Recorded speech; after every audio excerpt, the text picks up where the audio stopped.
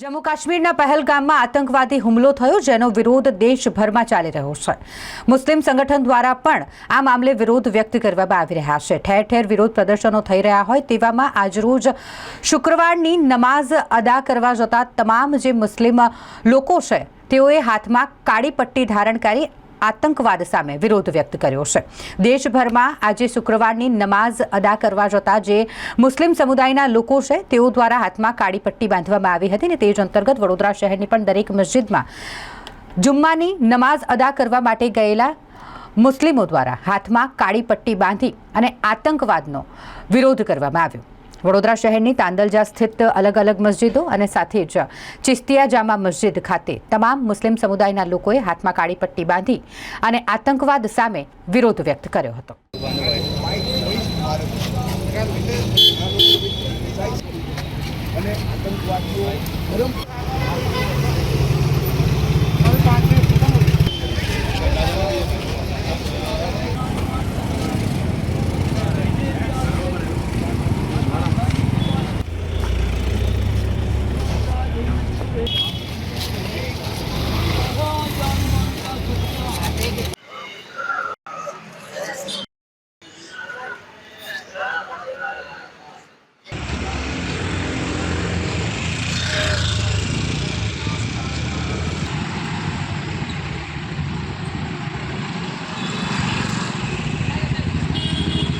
बिल्कुल समग्र देश में आज भारतना मुसलमानोए काળી पट्टी बांधीने आखा देश में नमाज पढ़ीने काश्मीरना पहलगाम में जो हुमलो थयो छे एने वखोड़्यो छे अने आ वखोड़ीने अमे देशने एक कहेवा मांगे छे, मेसेज आपवा मांगे छे कि आ मुद्दो हिंदू मुस्लिमनो मुद्दो नथी, आ मुद्दो देशनी सिक्योरिटीनो मुद्दो छे।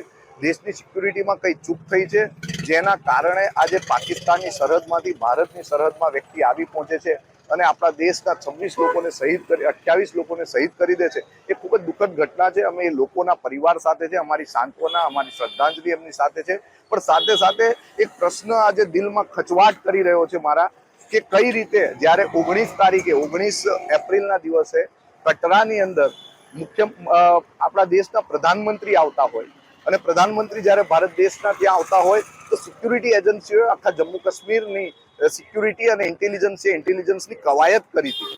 તો એ કેવી કવાયત કરી હતી કે આપણા 28 લોકો મરી જાય અને આતંકવાદીઓ ધર્મ પૂછીને મારવાની કોશિશ કરે। જો કે એ વાતને કોઈક લોકોને ધર્મ પૂછીને મારે, કોઈકે એવું કીધું મીડિયાના માધ્યમથી એબીપી ન્યૂઝમાં મેં જોયું કે ઘણા એક આપણા ગુજરાતના ભાવનગરના અંકલ છે એમનો પોતાનો જ વિડીયો છે કે ભાઈ એ લોકો ઝાડીઓમાંથી ડાયરેક્ટ ગોળી મારતા, એ ઓળખતા નતા।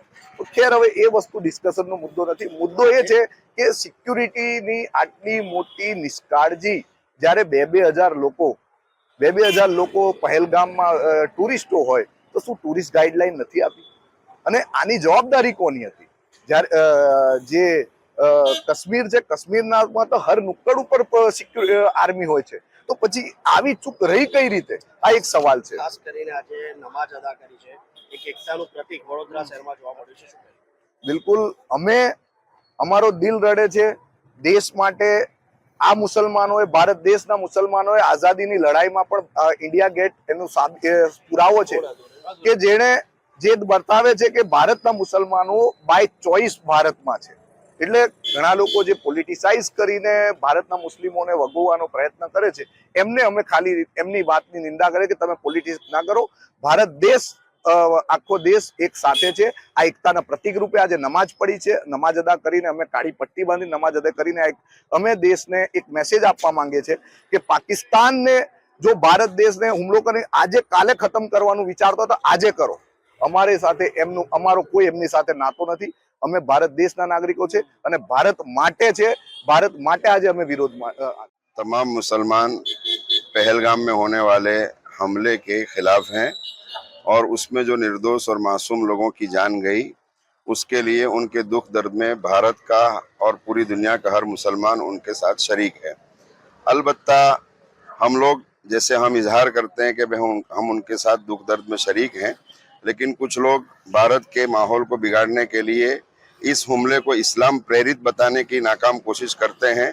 मैं प्रशासन से और गृह प्रधान विभाग से कहूँगा कि ऐसे लोगों को रोकने का प्रयत्न करें, इसलिए कि जैसे हमारे दुश्मन की साजिश थी कि हिंदू मुसलमान को लड़ाया जाए, और इसीलिए ये हमला भी हुआ है।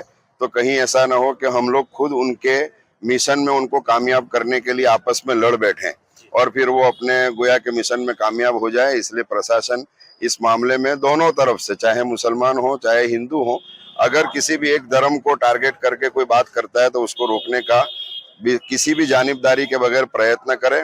और 2-3 सवाल मैं आप लोगों के माध्यम से रखता हूं कि 8-9 अप्रैल को हमारे गृह प्रधान जो देश के हैं वो कश्मीर जाते हैं। कई चेक पोस्ट बदल दी गई, सिक्योरिटीज को हटा दिया गया।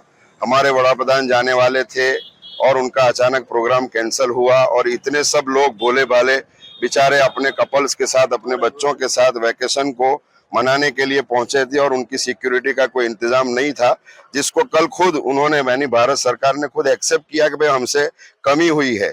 तो मैं आपके माध्यम से यही दरखास्त करूंगा कि अमित शाह अपनी कमजोरी को छुपाने की बजाय राजीनामा दे दे और अपनी गोया के कमजोरी जो है उसको कबूल करके देश को सुरक्षित हाथों में देने की कोशिश करें। मैं मुफ्ती खास करके वडोदरा शहर में आपने एक अच्छी तरह से सब इकट्ठे होकर जो पहलगाम में हमला हुआ उसका काली पट्टी बांध के भी नमाज अदा करी है। नमाज अदा करने का मकसद यही है और हर मस्जिद में अभी दुआ भी हुई कि जितने बीमार हैं सबको शिफा मिले, सबको तंदुरुस्ती मिले और जो लोग वहां पर पहलगाम में मर गए हैं उनके घर वालों को सांत्वना मिले, उनको सुकून और शांति मिले। ये पैगाम मस्जिदों के मिंबरों से भी दिया गया और मस्जिद में उनके लिए दुआएं भी की गई है। और हम आपके माध्यम से यही कहते हैं कि देश में शांति बनी रहे। दुश्मन जो एकता, अखंडितता को तोड़ना चाहता है उसको मुसलमान भी या हिंदू भी किसी भी तरह तोड़ने के लिए उनका हाथा न बने, इसकी कोशिश करें।